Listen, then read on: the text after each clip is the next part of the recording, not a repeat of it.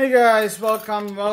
So ngayon is Wednesday night, no? Naisipan kong mag-video about my Taurus TX22 na hanggang ngayon di ko pa rin napuputok. So binili ko to last month. Hindi, bago pa lang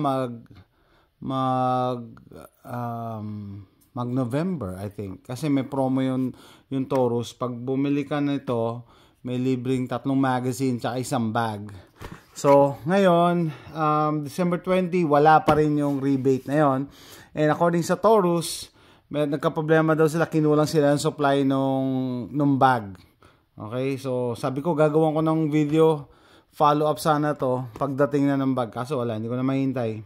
Anyway, so ito yung Taurus TX22. Sabi ko nga, bagong-bago. Yan, bagong-bago. Hindi ko pa inaalis to. Never ko pa nagamit.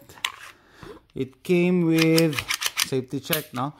With 2 magazines and lock, loader, and then thread adapter. 1/2 by 28. Okay. So, yan, ito yan. Sabi ko, hinihintay ko sana yung 3 magazine para pag nag-shooting ako, isang ano na lang. Meron tayong papakitang ano dito. Paano ba tayo hindi masisensor ni YT? Ito, may dalawa akong binili. Dumating na the other day. Unbox natin. Pakita ko na lang. Okay, so I can show you my address. I'm gonna open it like this. I have not seen this. I purchased this 1 month before I bought the gun. Why? Because they were running a special on this item. I got this from Taurus. They were running a special on this. What is this? Ta-da! First time I'm seeing this with you guys. Is the upper assembly for TX22 competition. Here we go. Huh. Oh, ho, ho, ho. Okay, so by the way, 1 sticker.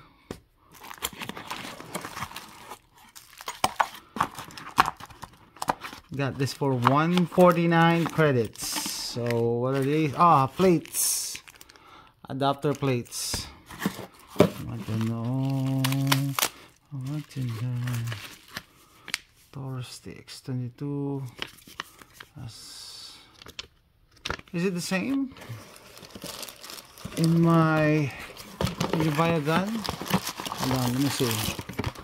Is it the same? Yeah, it's the same. It's the same. General safety operating instructions. Just different color on this side. Okay. Got my interest. Okay. Yes. Huh. And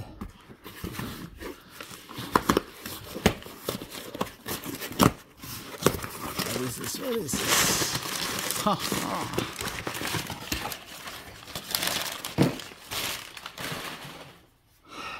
Got this for 77 credits. 77 credits.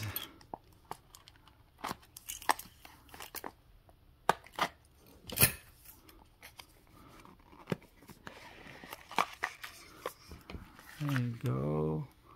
Wolf Covert 6 MOA. I think this is an red dot for RMR footprint. What are these? Okay. Let's see. Okay.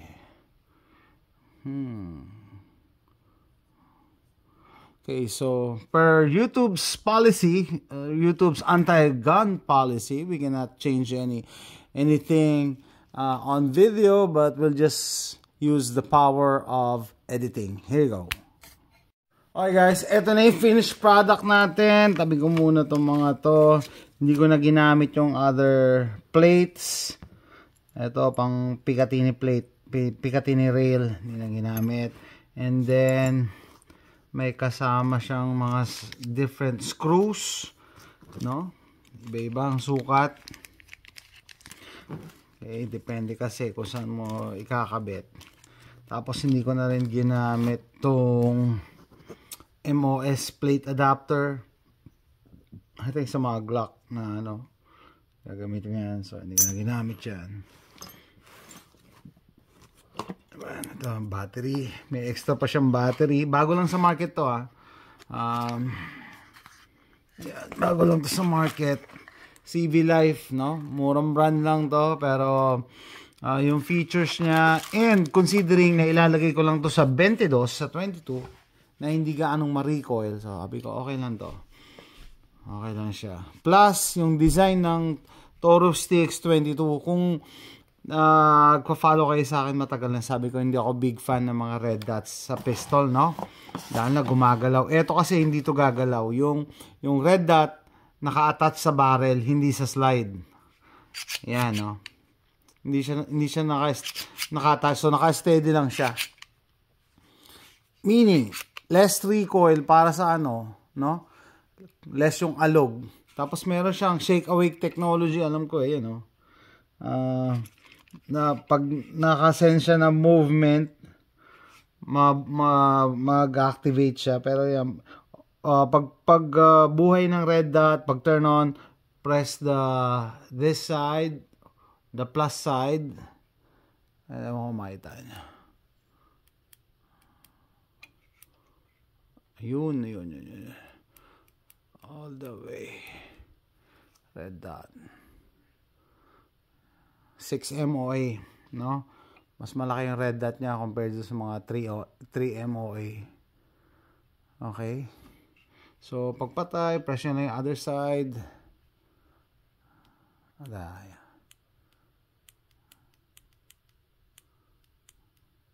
3 seconds. Mamamatay siya. Yun. Okay. So, ito po siya. Ready na sa range. Dati nagdadalawang isip ako kung anong Taurus TX22 bibilin ko. Either, ito nga yung competition model or yung basic na full size or yung bagong labas nila ngayon na compact tapos may kasama na siyang red dot. Marami ang ganda ng natin gun industry natin, ang dami nating options. Ang limit lang talaga yung budget natin. So, naisipan ko, bilhin yung full size na lang.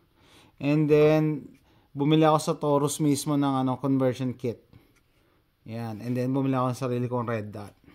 And hindi naman ako maselan sa red dot, lalong-lalo na pag 22, pag 22. Dahil hindi siya ganong ma-recoil. Plus, as mentioned earlier, yung red dot nakapatong sa barrel, hindi sa slide. Okay? So, naka-steady lang siya. Hindi siya atras-abante. So, less recoil yan. Okay? Yan guys. Kita niyo yung forma. No? O, ano application ito? Application ito, syempre, plinking, target shooting. Dahil sabi ko, nagmamahal ang ngayon. Mga bala, magmamahal pa next year, 2024. So, sabi ko, okay, I'll shoot more 22s. As compared dati, mas madalas ako pumutok ng 9mm. Mas 22 na gagamitin ko madalas. Siyempre, pang self-defense, ibang caliber. Pero pagka mga plinking lang, tsaka target shooting, okay na yung 22. And then, makakatingin tayo ng red dot sa pistol. Gusto ko yung ganitong setup, nakapatong sa barrel. Yan, kita nyo, hindi gumagalaw. Naka-steady lang siya. Tapos open barrel design parang sa Beretta, inopen nila. Pero pag gusto ko yung stock lang, ito pa, swap ko lang siya. Ang complaint ko lang dito is competition model na nga siya, yung sight niya mababa pa din. Dapat medyo parang suppressor height. Bakit? Kasi expected mo na maglalagay ka ng red dot Sana tinasa nila. Pero in fairness, siguro in their defense, kahit taasan nila yan, hindi pa rin naaabot yung ano yung iron sight Mataas talaga O ang pangit pag hinabol nila. Kaya ganyan na lang. Para pag kahit tanggalin mo yung red dot, kailangan mo tanggalin yung red dot, magagamit mo siya as open sight. No? Ito yung threaded na ata ito threaded barrel na to. Threaded barrel na siya. Pwede siya lagyan ng compensator. Yung stock kasi hindi pa, lalagyan pa natin siya ng adapter. Yan. So yan, maganda. At least yung Taurus TX22 ko, ang daming options na. Gusto kong mag-train mga new shooters, mga anak ko, asawa ko ng full size. Ito ilalagay ko. Pero gusto kong mga shooting competition na 22 or tawag dito, plinking na fast acquisition, mga ganon, gagamit tayo ng red dot. Wala naman masama. Okay, bago sa market to, mura lang yan, CB Life. Doon sa magtatanong, bakit hindi sa hulusan nilagay mo? Ayoko maglagay ng mas mahal pa sa barrel. Mura lang yung barrel, tapos mas mahal pa yung red dot. Ito, sakto lang to. Kahit mura siya, okay yan, kasi 22 lang to. Hindi siya ganong masisira ng recoil. Kita nyo, kung imagine nyo kung mag-recoil yung barrel, naka-steady lang yung red dot ko. Siyempre may impact pa rin pag humahampas, pero hindi kasing lala nang nakapatong siya sa slide. Okay. And pagtatago, ito na yung Taurus TX22 competition model. Okay. Ano pa ba? Yan lang, open barrel design.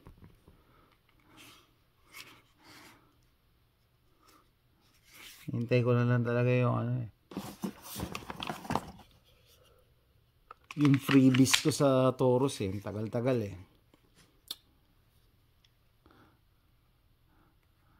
guys, let me know what you think. Interesado din ba kayo sa Taurus TX22? Dati alam ko si Charles, tinatanong niya ako sa TX22. Sabi ko wala pa ako Nagka-interest lang ako nga, sabi ko mag-shoot ako ng mas madalas ngayon na 22. Plus, pinagpipilian ko Kel-Tec P17 or TX22. Pinili ko to kasi full size ang gusto ko. Yung actual size full size. Mas maliit kasi yung Kel-Tec P17. Pero bumili na ako ng Kel-Tec P17. Hintay ko lang i-ship. Kabibili ko lang kanina. Separate video na lang yun. Siguro gagawa akong comparison. Parehas na 22. Kel-Tec P17 versus Taurus TX22. Yan Dali lang siya i-swap Dali lang siya i-swap. Okay, stock niya. Okay guys, let me know what you think. Thanks for watching.